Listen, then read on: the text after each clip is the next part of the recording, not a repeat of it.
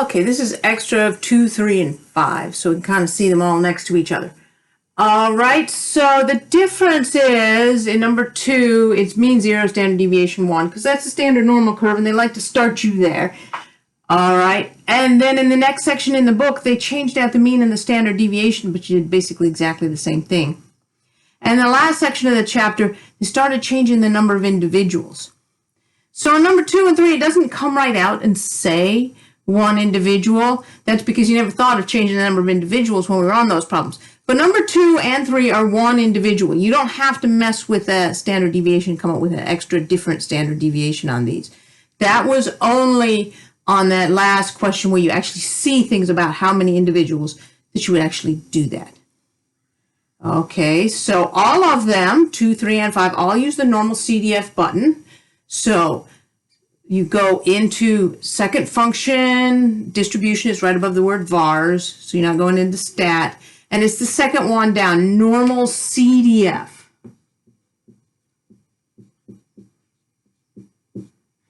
Okay, and then I got to match the pattern, less than. Okay, less than is like this, -1, E99, comma, less than 1, comma.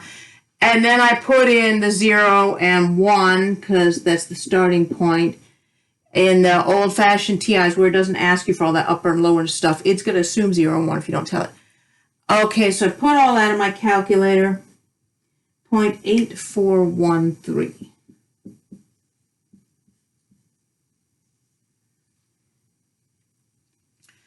All right, then the next one, still on one individual. So question number 3, I still don't have to mess with the standard deviation. I just really need to change these when I go in there to do that.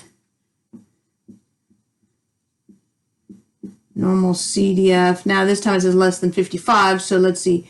-1, E99, comma, 55. It was still less than, I'm still following that pattern, comma.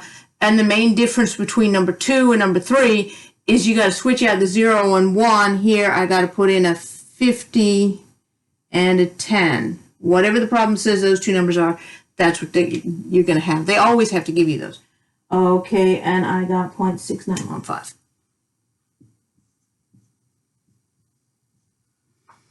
And then question number 5, all of a sudden, you start seeing different numbers of individuals. So I have to come over here as a separate little calculation, and I have to go sigma divided by the square root of n. So I'm going 10 divided by the square root of 25. So 10 divided by, that's the same thing as 10 divided by 5. So that's 2. So I'm not going to use 10 now. I did for question number 3, but for question number 5, I got to calculate some new sigma. So -1, E99, comma, 55, comma. I don't change out the mean. I'm still going to go with mean is 50. I'm just going to change the standard deviation 2. And I put all that in and I get 0.9938.